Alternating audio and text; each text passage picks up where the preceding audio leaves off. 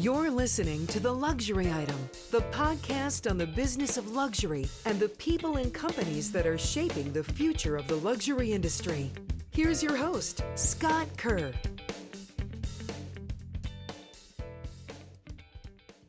You've probably seen the video.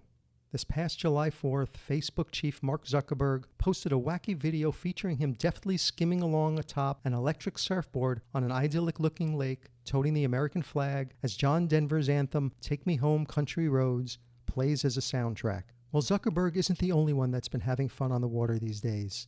Consumers looking for activities to help them stay occupied and healthy during the COVID-19 pandemic helped drive explosive growth of outdoor categories like water sports equipment. One Canadian luxury brand that's aiming to redefine waterside sports and recreation is Beau Lake. Beau Lake builds human-powered products that get you around the water like vintage-inspired paddleboards and pedal boats. Beau Lake puts an emphasis on design, performance, and environmental responsibility.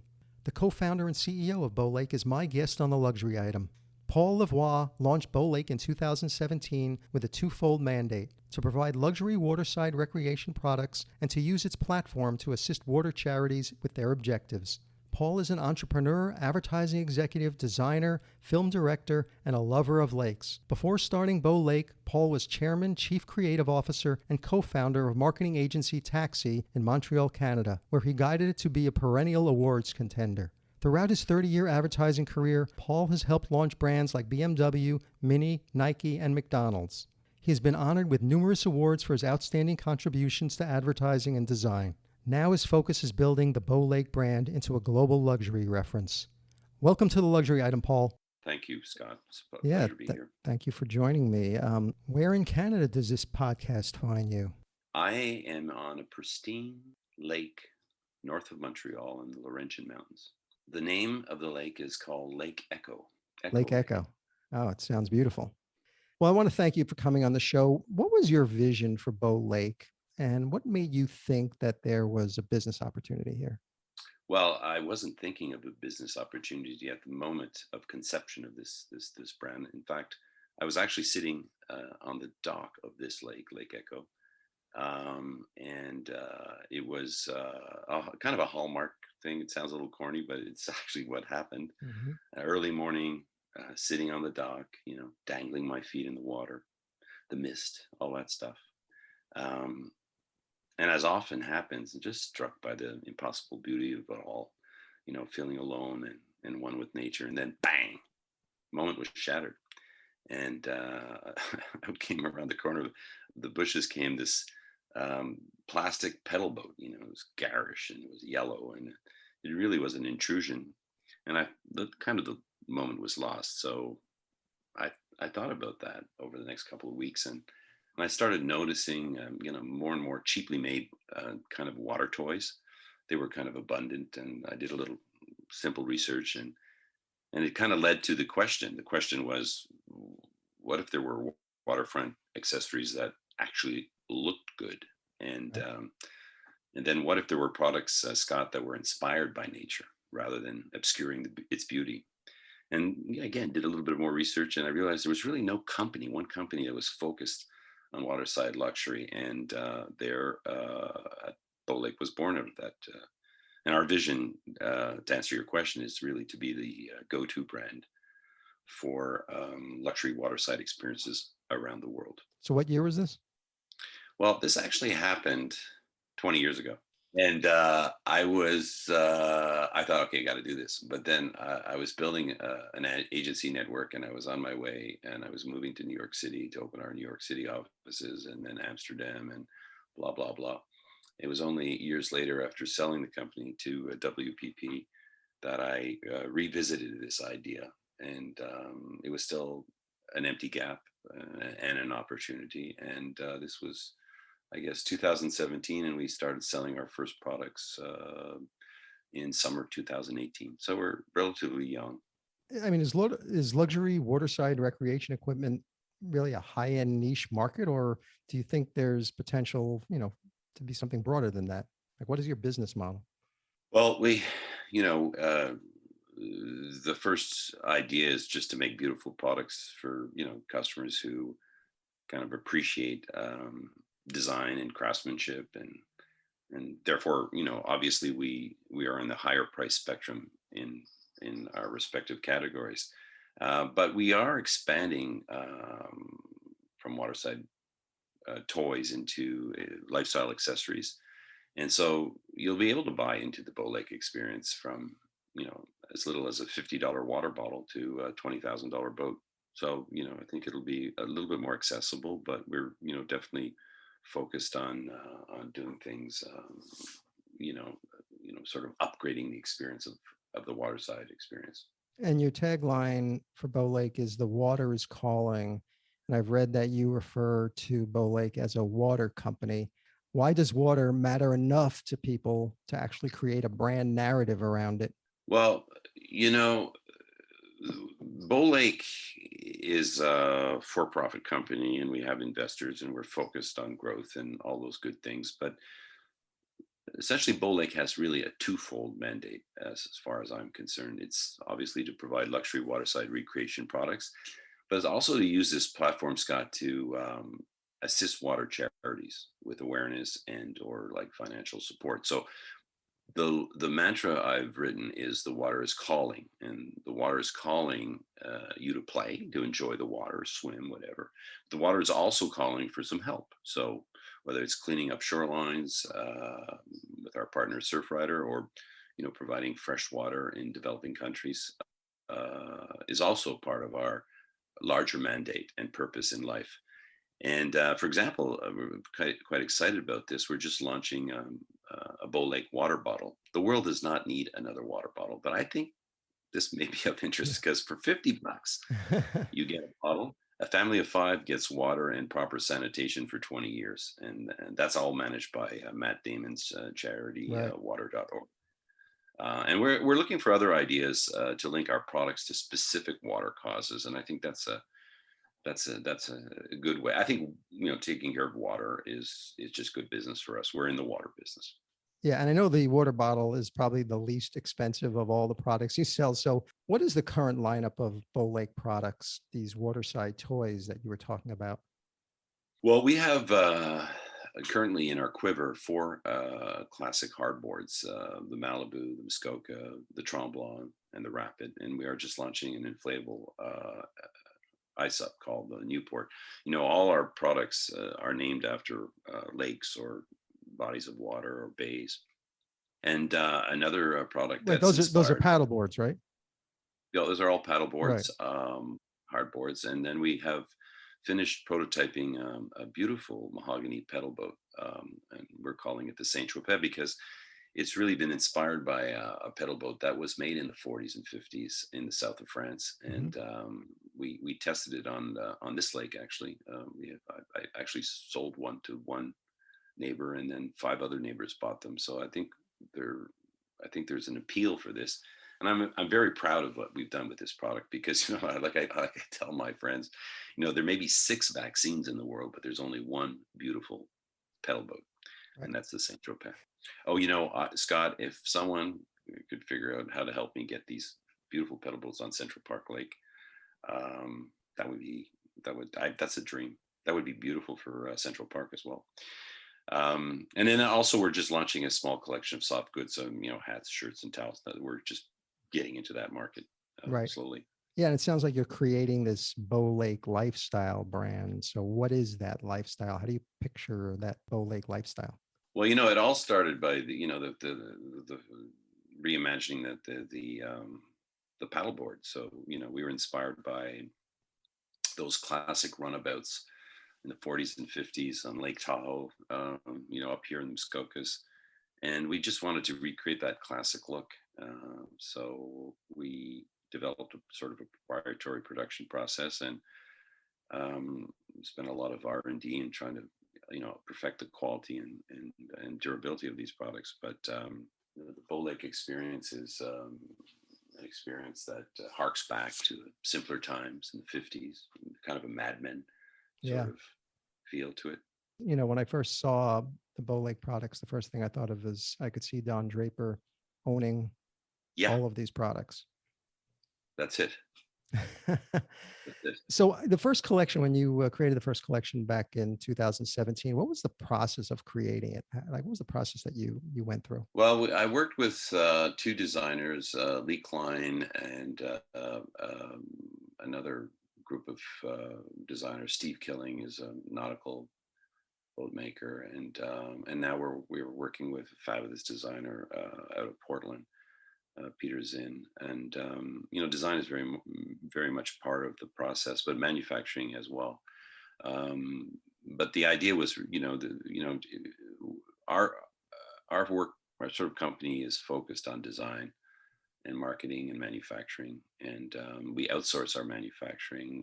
I don't want to create a huge manufacturing, but I do care. We all do care about the quality control. So we've hired a fantastic engineer, Dustin Norland, who comes from Rossiter Boats. And so just sort of craftsmen, people who love water. I've got some really smart financial people that that understand supply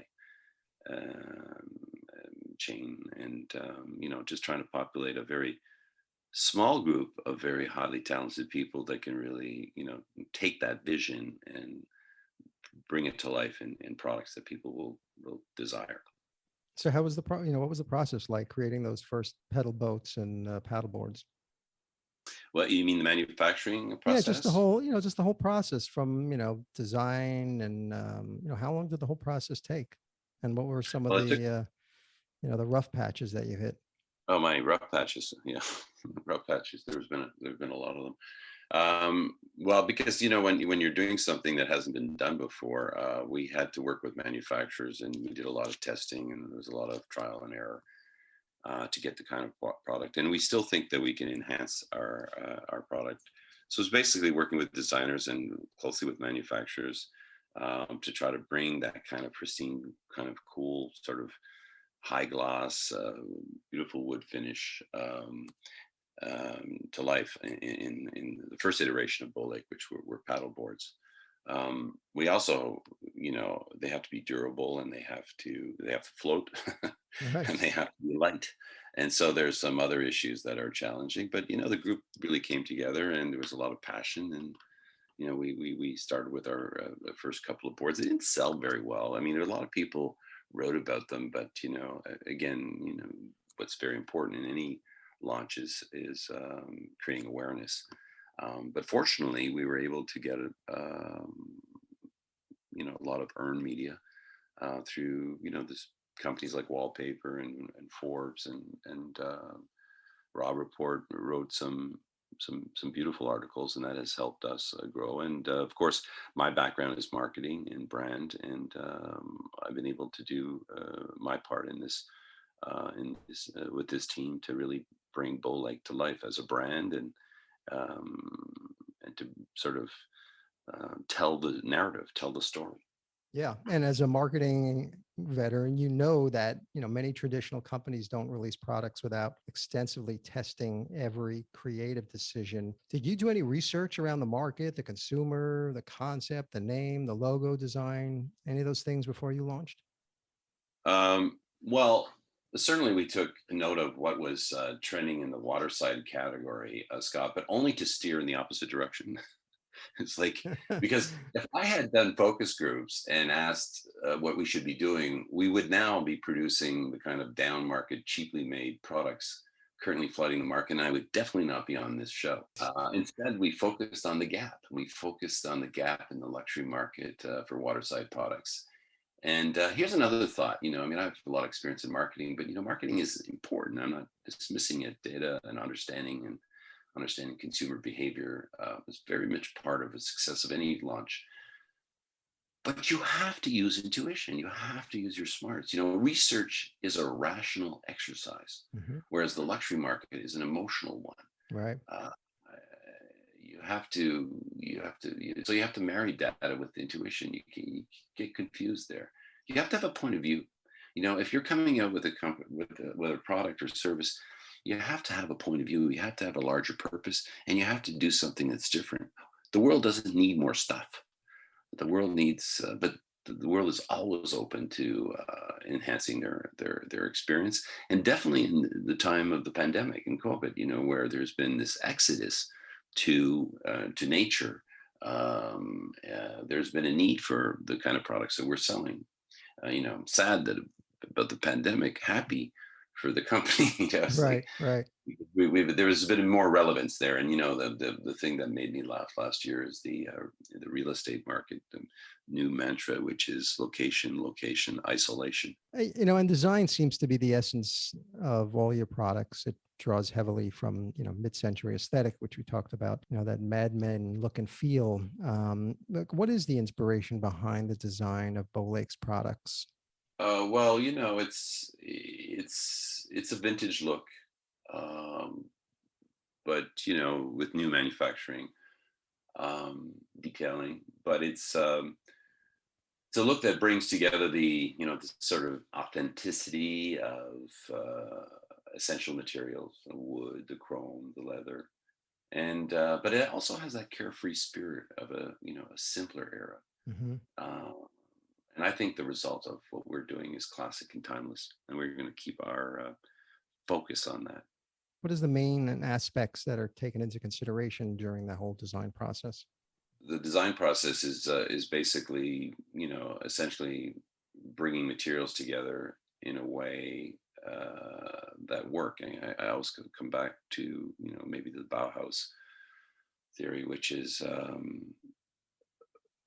what is it? It's function over form, or but the idea is that it has to work and it has to perform properly. But I Right. do think that we have to marry those two things. So the limitations of manufacturing, the need to have a relatively, with regards to the paddleboard itself, something that's very light. Um, Where do the but when we material where do the materials come from? we use veneers of different woods, wood veneers. We can't use And wood where does the wood essentially come at from? this. Like where did The wood comes from Canada, and right. we also have some sent in from Asia. So the COVID-19 pandemic highlighted, really highlighted the importance of getting back to nature, especially during periods of lockdown. It intensified our connection to the outdoors and an essential part of coping with things. Does that mindset play out in the customers you've been speaking to over the last year? Oh, for sure, without a doubt. I think there's a lot of panic, and there's for those who were able to flee um, urban centers for nature, and escape to their cottages or beach houses or rent them or whatever. There was a definitely a demand for leisure and toys and things like that. So but there's also a mindset. We wrote a line at the height of the pandemic that really struck a chord, which was, "You're never alone in nature." Hmm. And it's an experience that, if you have the privilege of just being in nature, and I'm talking about the time when there was lockdown, and there was people could move, but when you're alone on a lake, on a paddleboard or a canoe or kayak or swimming or whatever, you really do have a connection with nature that is pretty spectacular. You don't feel alone; you feel part of something bigger. And I think that's psychology has worked very well for our communications and what we think and what we believe in, and how our products can enhance your waterside experience. We also wrote an interesting line with when the lockdown started, closing and opening up, I should say, and we just showed some of our beautiful products with a line that said "Lockdown Revenge." Now you can get out. A lot of people, who are can purchase luxury. Um, we're not buying. You couldn't travel. You couldn't go to restaurants. So there was a lot of disposable income to spend on products like Beau Lake, and also for we know electric bikes and so on. So people have flocked to the outdoors, and that has become a very popular pastime, and a necessity for many in this pandemic. So who does the brand appeal to? What resonates with them with what you're doing? Is it more of the environmental angle? Is it the lifestyle? Do they already own a cottage by the lake or a beach house? Yeah, well, it's interesting. At the beginning, when thinking about the market, I took a larger view and just thought about the luxury market itself, which is a $1.4 trillion market. And my belief is that many in that market will probably own or rent a secondary home with access to beach or say lakefront property. Everyone in that group is a potential Beau Lake customer in my mind. So it's a vast, large, and definitely we are selling globally. So it is really that target group is large. And I didn't look at like, let's look at the paddleboard market and let's make paddleboards. It's like, let's look at the luxury market and look for people who want discerning taste and are demanding of high design, high performance, and appeal to that. Now, with a bit of time, Scott, we've learned, from who's buying our products, and I can say that specifically our target market skews slightly male, Mhm. and the sweet spot is around 40 years old.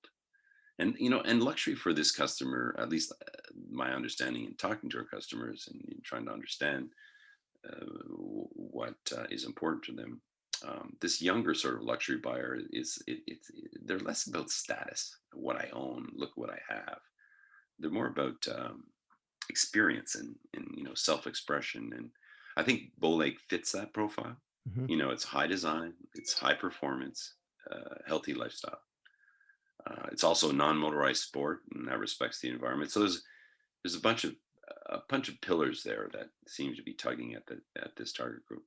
The creation of desire, the process of longing and passionate imagining is really crucial to building a successful luxury brand. How does Beau Lake create that desire for something extraordinary? I think there's, well, first of all, luxury is about heritage. Mhm. It's about materials. It's about quality, legacy, whatever. But it's more about storytelling and narrative, and I think that's a very big part of why people understand the brands and the luxury brands they buy, and how they connect with them, engage with them, and how they talk about them to their friends and online and offline. And our story is always and will always be just enhancing that waterside experience, and being inspired and respectful of nature. And there, when people talk about our products, there's a sort of a visceral reaction to the polished wood and the chrome in the products, the materials. It's just aspirational, I think, for many. It's nostalgic for others, perhaps. It doesn't leave people indifferent. That's one thing I love, and this is the one thing that our design group focuses on. It. If we're going to make something or be part of a project, it has to be wow. This is special. This is different. You know this is something that's touching me.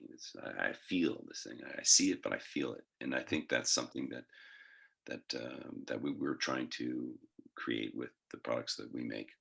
Of course, as an art director, original born as an art director, Mhm.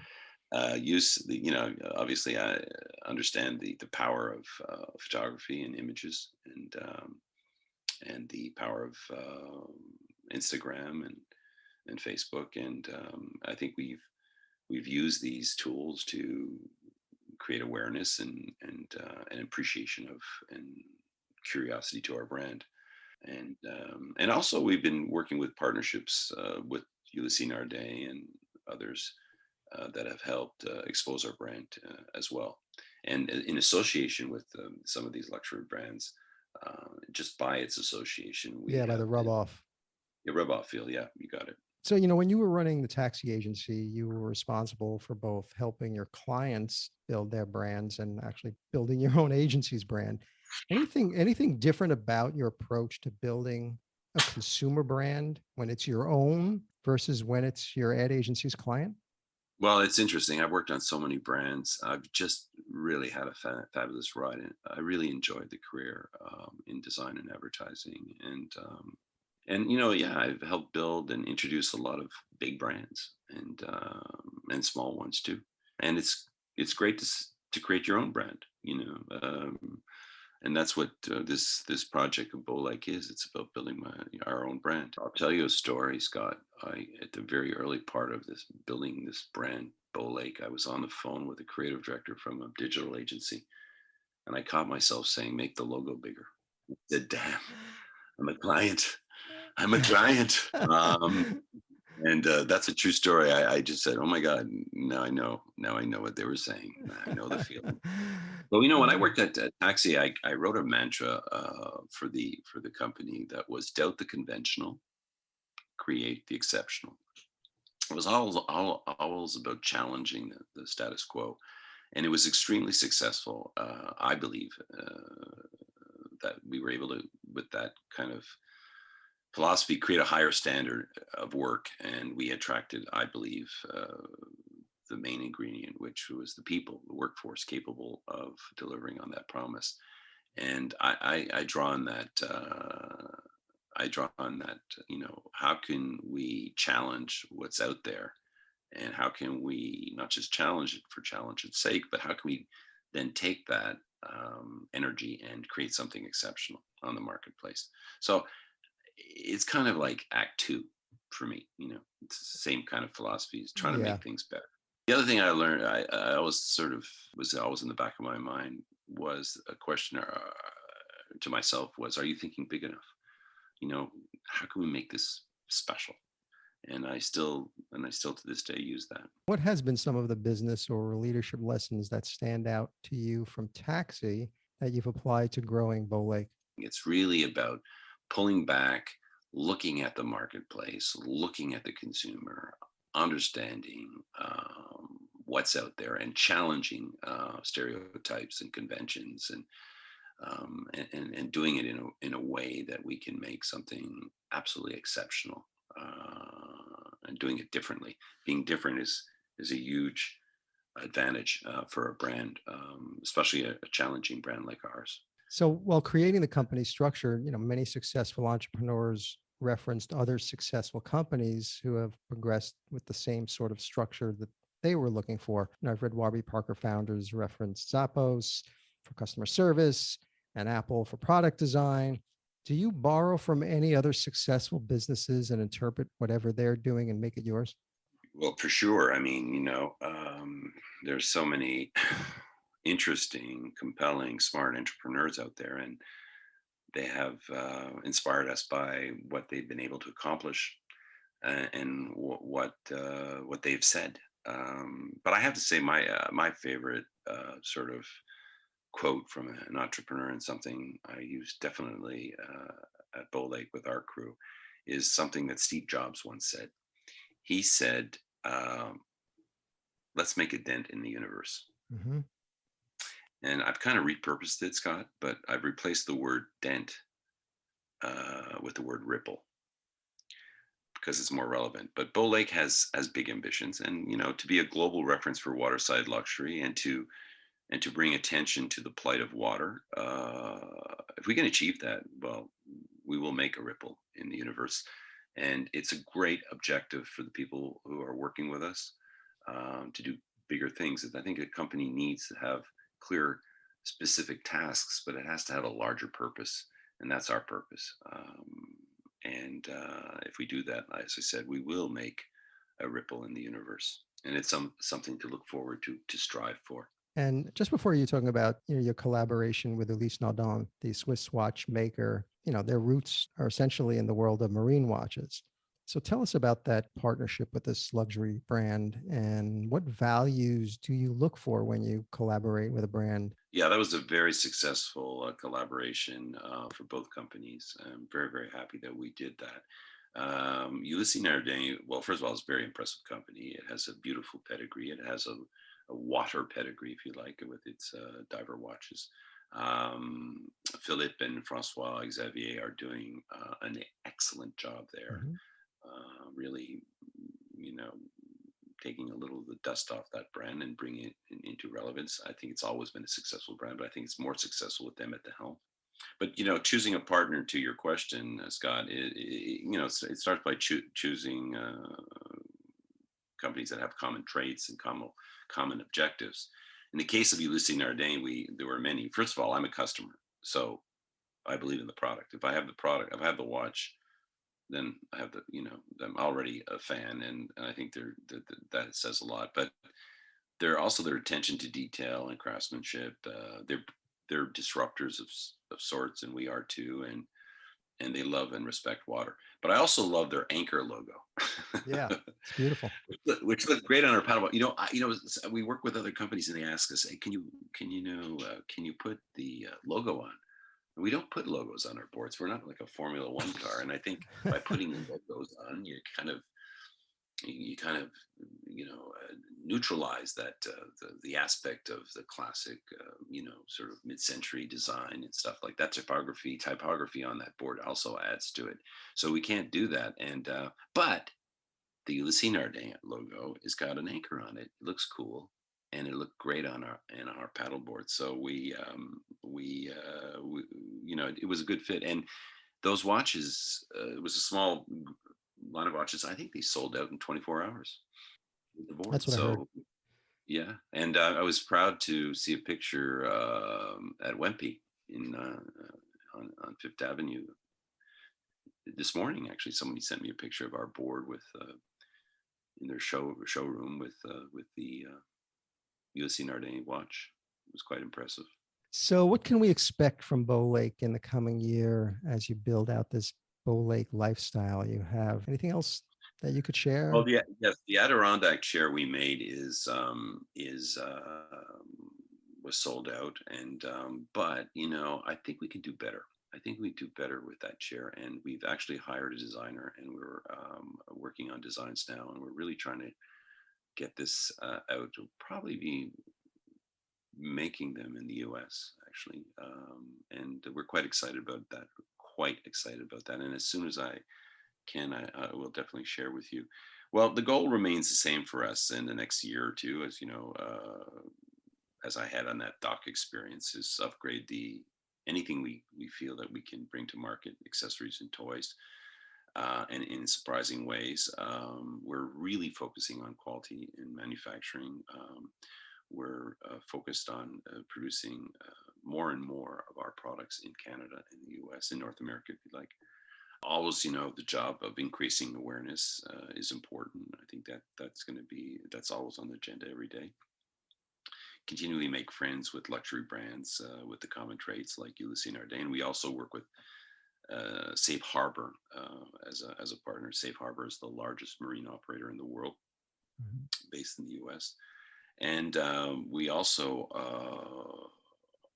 are investing a lot in R&D. So our goal really is for 2022 is to have, and we're committed to doing this, is to reinvent the paddleboard and make it as more sustainable than it has ever been.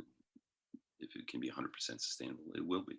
And I think that's very much part of it. So continually beautiful aesthetic and performance values, but I think there's work to do with the paddleboard and I'd even say the surfboard market in trying to make products that, if they're being inspired by nature, they shouldn't be destroying nature. So that is a huge agenda. It'll always be on our agenda for as long as this company exists.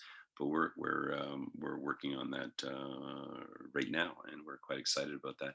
The other thing is, distribution. We're an online selling company, Scott, but we've opened up to, and we're in discussions with the distributors to just open up our market. And so, so that's it. It's about, when you say open up the market, where are most of your customers from? North America? Yeah, I'd say I'd say about 85% of our customers are North American based, but we have them all over the world. We have them in Dubai, we have them in Europe, all over the place. But what we don't have now is a proper distribution and manufacturing partner in Europe. And we're working on that as well. So that's part of the bigger conversation of distribution. I mean, people love our boards and they buy them, but they're very expensive to ship. They're big boards, especially the hard board. I think the new iSub, which we're really excited about, is easier to ship. We can FedEx it, but the big boards take special delivery companies, and they're very expensive to deliver. But we're going to fix that. There's desire. We know there's a desire there, but we want to focus on the essential to get this company up and running and have a strong foundation. We're going to focus for sure on the next year on North America. So before you're talking about Beau Lake putting a ripple in the world, you said in an interview several years ago, in our own little way, we should all be making a ripple. Take something that is truly Canada and transform it into beautifully designed products that are authentic and are recognized as Canadian. People already have impressions of Canada, nature, vast, majestic, and I think those will work well with Beau Lake. Are you starting to see that ripple effect? Well, yes, I think I think the relationship to our country, Canada, is helping our product. And I'll tell you why. The relationship between country of origin and product can actually enhance a brand's performance and its credibility on the market. I'll give you an example. Swiss punctuality translates into beautiful quality Swiss watches. German engineering, into car manufacturing. So when you see a car, it's made in Germany, you go, that must be a great car. You see a watch, no, Swiss, great. When it comes to Canada, there's a bit of a blank. We're not makers of things. We just ship raw, and you're making a reference to a conversation I had at a think tank where I was trying to get the Canadians and the government to start thinking about how maybe brands can help tell our story and create some awareness of our country. But back to Beau Lake, I use Canada for sure. I mean, Canada has more lakes than all the countries in the world combined. It has a leaf on its flag. So it makes sense as the origin of a luxury brand like Beau Lake that is enjoyed on water and invested in the environment. So I think there's a connection there that makes sense. I'm not necessarily a flag waving person. I'm focused on our product and I'm focused on our customers that happen to be all over the world. But I know that we love Italian leather, and it's because it's made in Italy. It's not made in China. It's the connection between where you're from and what you're making. There is a connection there, and I think that's important to make that connection. Not only on how you make your products, but how you communicate that to your customer. So my final question, Paul, is the luxury item question, and I couldn't wait to ask you this because it's water related. So if you were stranded on a deserted island and you can only have one luxury item with you, what would that luxury item be? It can't be any form of air transportation, and it can't have any products by Beau Lake that move in the water or anything that requires mobile service. So what would that one luxury item be? I think you should do a podcast of all the answers of that question. Oh, there's been some really good ones. Oh yeah, well, I listened to a couple of them. They're fantastic, and it's a great question. Anyway, congratulations on that. I like that. I like good questions. So here it is. If I'm stranded on a desert island, Scott, the one luxury item that I would cherish the most would be something that is very, very rare. It is so rare that most of the world's population can't have it. They can't even buy it. And no, but it's really the recipe for luxury. Its inventory is diminishing, therefore its value is rising, and that happens every day. So something I would really appreciate on my desert island, and something that something would be fresh water. That's the world's true luxury, and it's the one that Beau Lake is committed to preserve.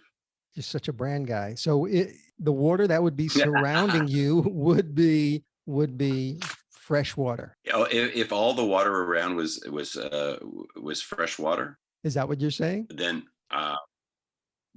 no, yeah, I would take fresh water all around me. That's the one luxury I would want. And it's very functional. Probably survive on my little island with it.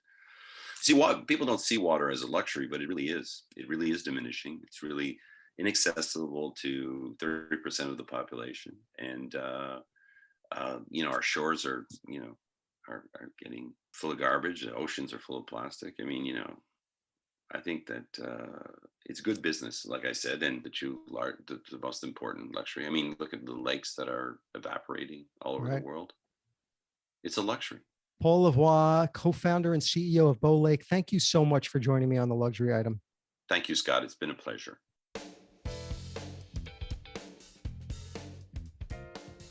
That's it for this episode of the Luxury Item Podcast. Thank you so much for listening. If you found this useful and entertaining, I would be really grateful if you can share it with a friend or colleague. I would love it if you subscribe so you never miss an episode. And while you're there, be sure to rate and review us on Apple Podcasts. It really helps other listeners find us. The Luxury Item Podcast is a production of Silvertone Consulting. I'm your host, Scott Kerr. Until next time.